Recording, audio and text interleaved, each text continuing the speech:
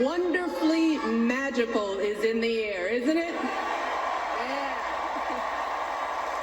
You know, we're feeling it here in this arena, but it's spreading all across this country we love. A familiar feeling that's been buried too deep for far too long. You know what I'm talking about.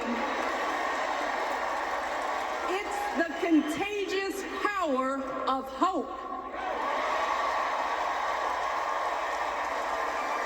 The anticipation, the energy, the exhilaration of once again being on the cusp of a brighter day.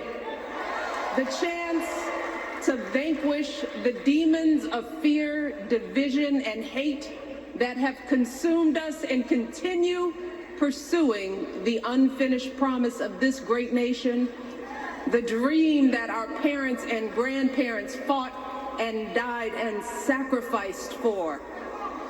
America, hope is making a comeback.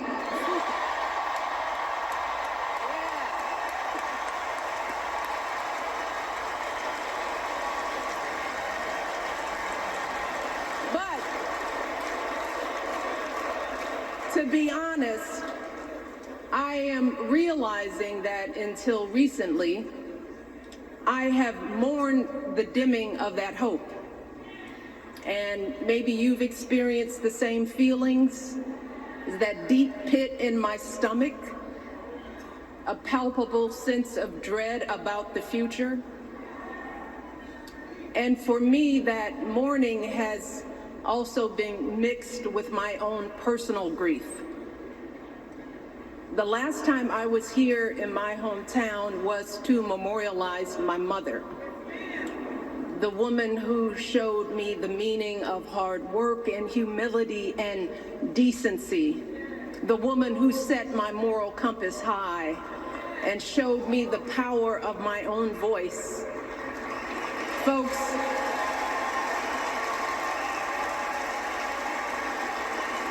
I still feel her loss so profoundly.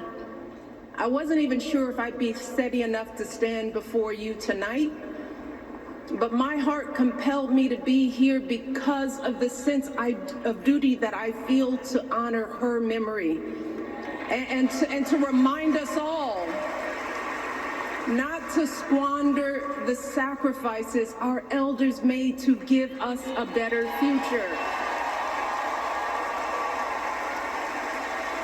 You see, my mom, in her steady, quiet way, lived out that striving sense of hope every single day of her life. She believed that all children, all people have value, that anyone can succeed if given the opportunity. She and my father didn't aspire to be wealthy. In fact, they were suspicious of folks who took more than they needed. They understood that it wasn't enough for their kids to thrive if everyone else around us was drowning.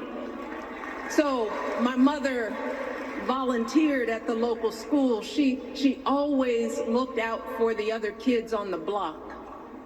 She was glad to do the thankless, unglamorous work that for generations has strengthened the fabric of this nation. The belief that if you do unto others, if you love thy neighbor, if you work and scrape and sacrifice, it will pay off. If not for you, then maybe for your children or your grandchildren.